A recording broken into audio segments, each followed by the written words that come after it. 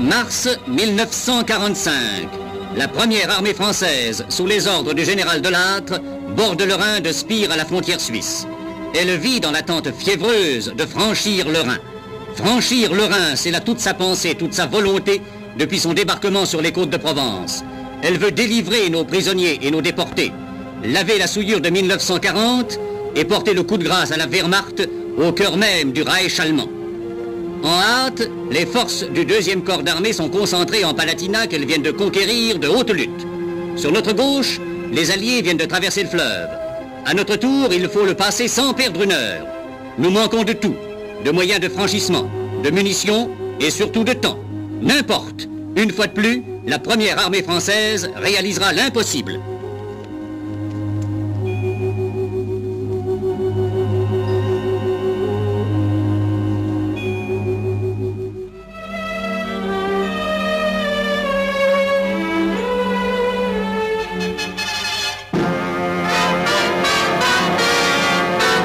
De franchissement est donné par le général Delattre pour l'aube du 31 mars. À Spire, un bataillon du 3e régiment de tirailleurs algériens s'élance sur le fleuve avec quelques bateaux pneumatiques. Il passe par surprise. Vers Gemersheim, l'affaire est beaucoup plus chaude. Si les tirailleurs du 4e régiment marocain parviennent à jeter quelques éléments sur la rive droite, leurs camarades du 151e régiment d'infanterie, l'ancienne colonne Fabien de la libération de Paris, sont en butte dès les plages de départ à un feu d'enfer. L'artillerie et les tanks destroyers interviennent à vue directe sur les casemates allemandes. Avec leur appui, un bataillon passe qui enlève d'assaut les blocos ennemis. La voie est ouverte, le franchissement se poursuit.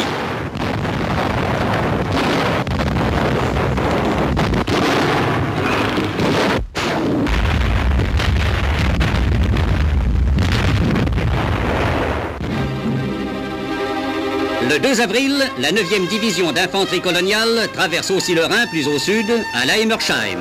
Par d'habiles manœuvres de rabattement, les têtes de pont initiales se réunissent et constituent un premier front de 20 km.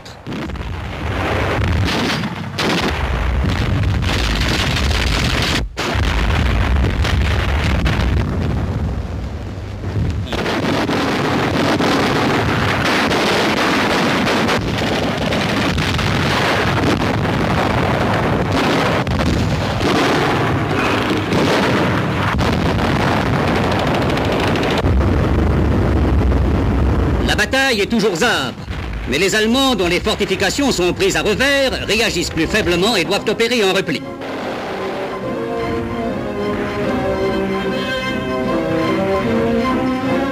Les positions acquises de l'autre côté du Rhin sont maintenant assez solides pour que puissent être acheminés les renforts et le matériel lourd.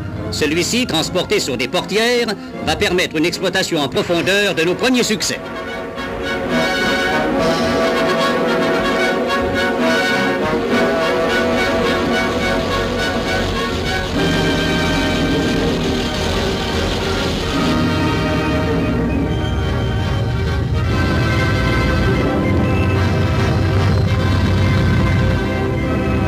Préalable, il faudra effectuer diverses opérations de nettoyage, telles que l'anéantissement aux lance-flammes des dernières casemates qui résistent encore.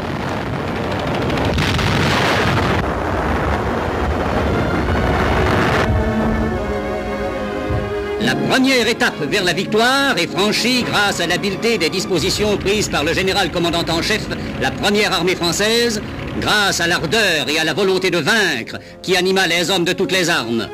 Honneur au génie. Ces propulsistes ont réalisé des prodiges d'héroïsme en transportant nos groupes d'assaut. 54 sur 80 d'entre eux ont été mis hors de combat. Maintenant, sous les ordres du général Dromard, le génie entreprend sans perdre de temps la construction de plusieurs ponts. Des voies à grand trafic sont rapidement édifiées sur le Rhin. Et les divisions motorisées de l'armée française pénètrent sur le territoire du 3e Reich qui va subir les lois inexorables de l'invasion.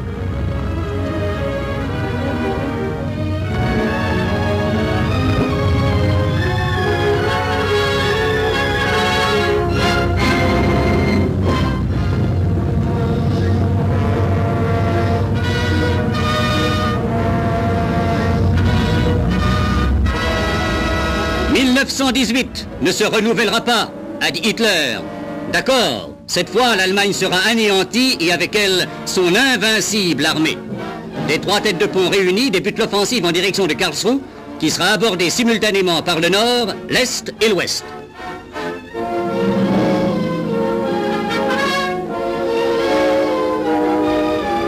Nos forces progressent irrésistiblement. Et le 4 avril, Karlsruhe tombe entre nos mains, non sans de violents engagements dans les faubourgs.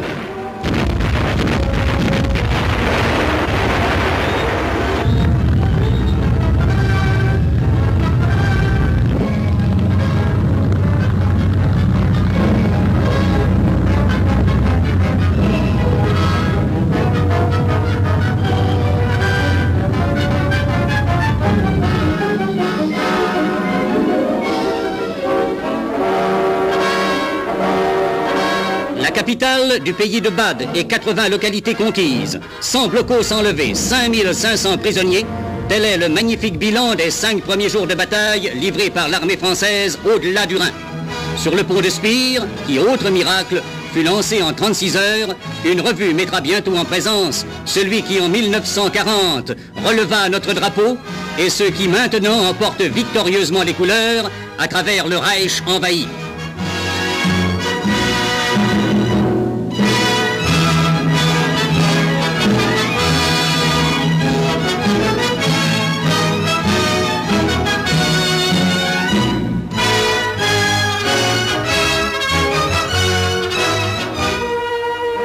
Après Karlsruhe, c'est aussitôt l'attaque de la trouée de Pforzheim qui commande le passage en direction de l'Allemagne du Sud.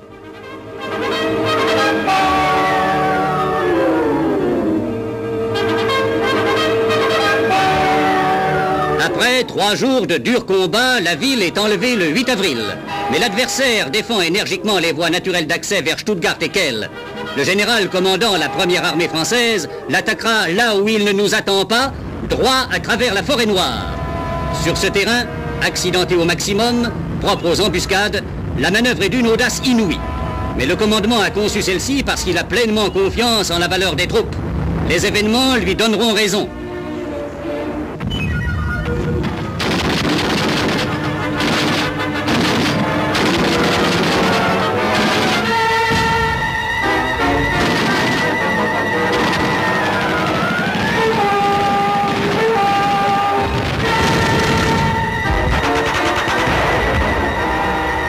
Et soudain, aux yeux des jeunes soldats, surgissent les premières images qui les paient des souffrances endurées. Les prisonniers français et les déportés qu'ils ont libérés rentrent chez eux.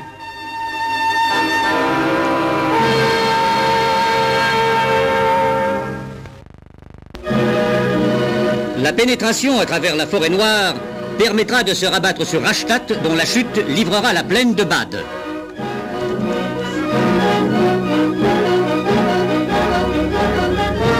La dislocation du système défensif allemand va permettre à nos blindés de s'engager dans le couloir qui s'étire le long de la rive droite du Rhin. L'audace de la manœuvre a déconcerté à tel point les Allemands que l'importante agglomération de Baden-Baden a été enlevée par surprise le 12 avril.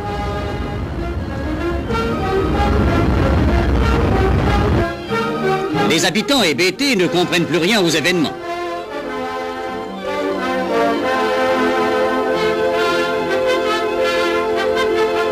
La ruée française s'accentue entre Rhin et Forêt-Noire. La prise de Kehl, le 15 avril, va libérer Strasbourg de toute menace. Moment décisif. Kehl prise, c'est la possibilité de rétablir le pont sur le Rhin avec Strasbourg. Le premier corps d'armée du général Bétoir, jusqu'alors en réserve en Alsace, va pouvoir pénétrer à son tour en Allemagne et se joindre au deuxième corps d'armée.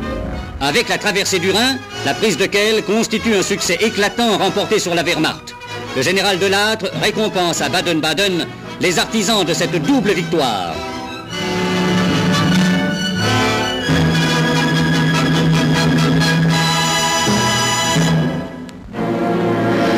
Cependant, notre avance se poursuit vigoureuse en plein massif de la forêt noire.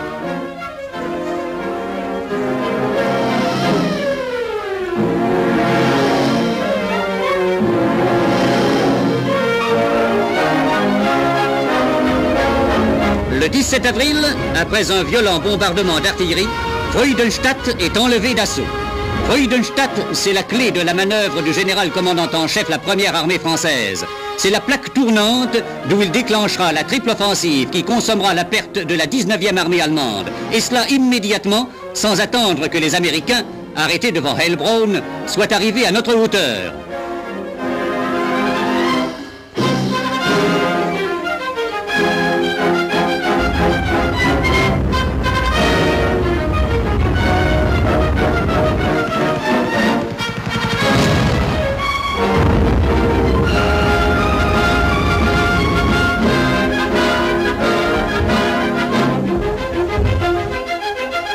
De Freudenstadt, donc, un bras de cette offensive se tend vers Stuttgart, dessinant un large mouvement enveloppant par le sud et l'est de la ville, abordé également de front par le nord. Marchant de jour et de nuit, les unités du général de Montsabert, 2e division marocaine, 5e DB et 3e division algérienne, assaillent de toutes parts les 4 divisions nazies qui défendent la ville. Toute voie de retraite est bientôt coupée à l'adversaire. La bataille prend une ampleur gigantesque. On se bat à bout portant. L'Allemand cherche à se dégager en vain. Et le 21 avril, Stuttgart, capitale de Wurtemberg, et pour nous autres Français, symbole du mensonge et de la trahison, Stuttgart est prise.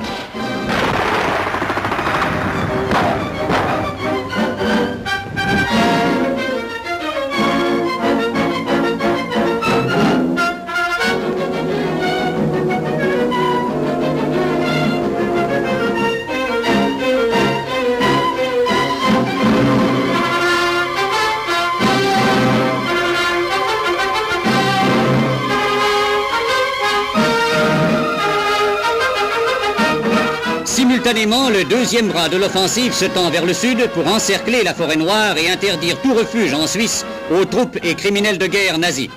Les divisions du général Bétoir, 1e blindée et 4e marocaine, foncent sur le Danube, tandis que la 9e division coloniale progresse le long du Rhin.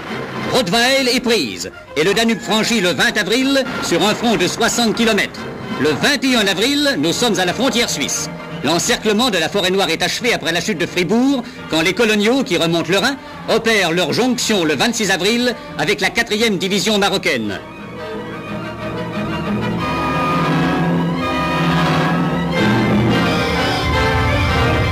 Pris au piège, le 18e corps d'armée SS essaie furieusement de se dégager. Peine perdue, ces 4 divisions seront décimées ou capturées. Et c'est désormais sur les ruines de Fribourg que l'aigle allemand étend ses ailes noires.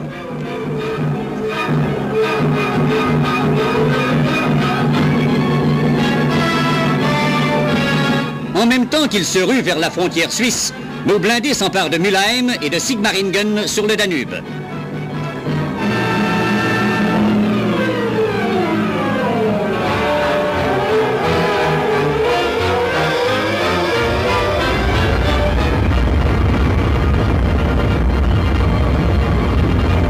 Jamais victoire n'apparaîtra plus belle et plus significative quand le drapeau français flottera sur l'orgueilleuse citadelle de Sigmaringen, le berceau des Hohenzollern et du pangermanisme.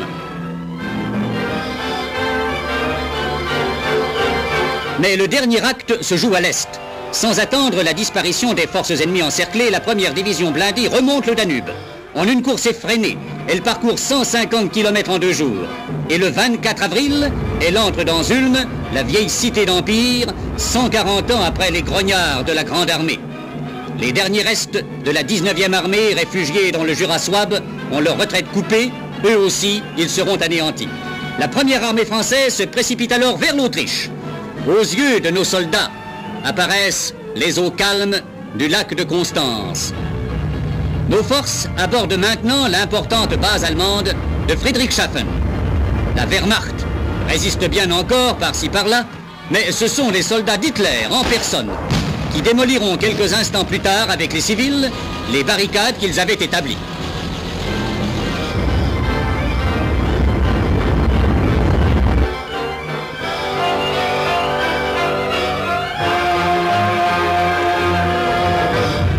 La frontière autrichienne est franchie le 29 avril.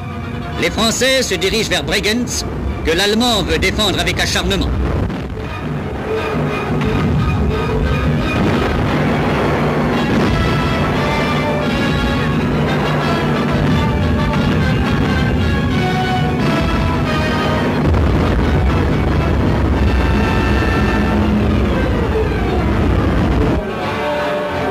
Bregenz sera bombardé et les habitants pleureront les destructions inutiles voulues par leur ancien maître. Mais quand le général Bétoir fera son entrée, il trouvera une ville pavoisée aux couleurs autrichiennes, une ville libre.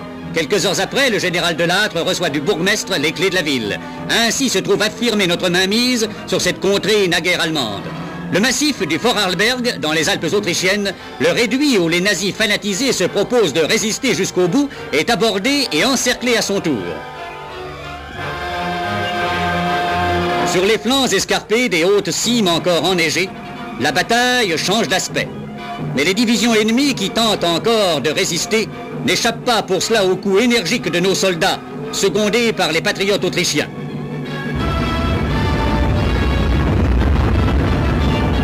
La catastrophe hitlérienne trouve un de ses symboles à Berchtesgaden. L'Allemand met bas les armes et le général Leclerc, arrivé avec sa 2e DB dans l'ancien repère nazi, peut voir l'Altière Wehrmacht, inerte et désemparée, baissant la tête. Nous sommes le 6 mai. Et bientôt éclateront dans Innsbruck les notes des clairons français scandant le premier défilé de la victoire. Oui, c'est la victoire sur terre et dans le ciel, un ciel libéré aussi et plus pur. Constance prend un air de fête. La France peut être fière de la tâche surhumaine qu'elle vient d'accomplir. Les chefs de la nouvelle armée lui ont taillé une large part de gloire à force de ténacité et d'audace, et nos soldats, qui avaient juré de la sauver du déshonneur, l'ont délivrée de la servitude à force d'héroïsme et au prix de lourds sacrifices.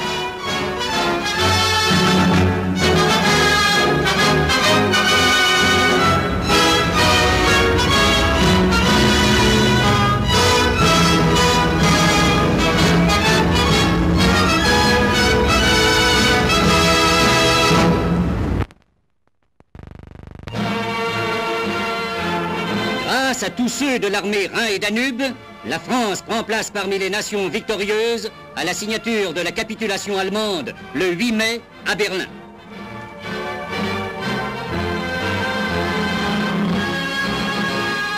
Plus tard, à l'occasion de l'installation du gouvernement interallié dans la capitale de l'ancien Troisième Reich, la présence du général de Lattre attestera à nouveau que notre pays occupe toujours son rang de grande puissance.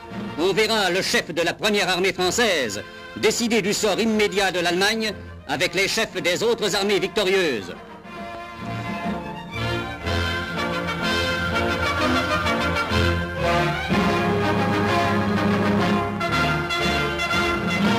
On verra aux côtés de leurs alliés les soldats français faire leur entrée dans Berlin 5 ans après la date où la Wehrmacht remontait nos Champs-Élysées.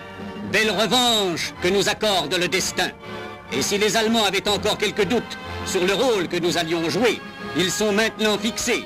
Nous occupons le Reich au même titre que les Anglais, les Russes et les Américains.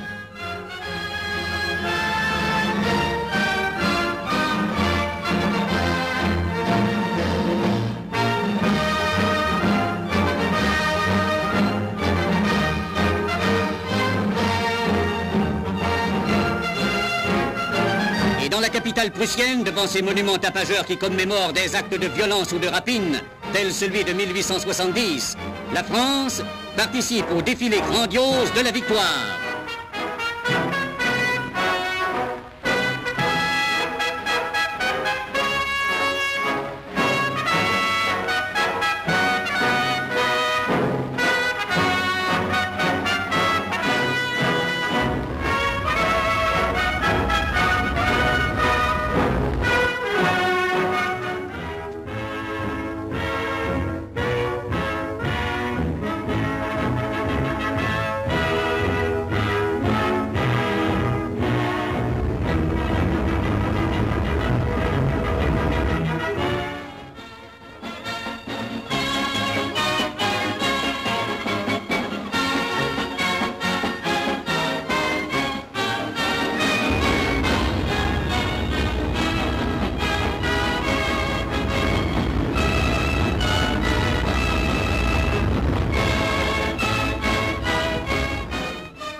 Notre France est représentée ce jour à Berlin. Il y a là les fantassins du 49e régiment d'infanterie, issus de l'ancien corps franc FFI Pommiès. Il y a là le 3e régiment de chasseurs d'Afrique, celui de la charge héroïque de Sedan. Miraculeuse synthèse de la mystique généreuse de la résistance et de nos traditions militaires les plus nobles. Nul besoin de grands mots pour exalter la foi, la volonté de vaincre de l'armée Rhin et Danube. Le général de Gaulle l'avait bien compris quand il adressa au général de Lattre ce simple télégramme « Félicitations pour magnifiques résultats obtenus ». Ces résultats, les voici symbolisés par l'image du drapeau planté sur les ailes de la victoire allemande.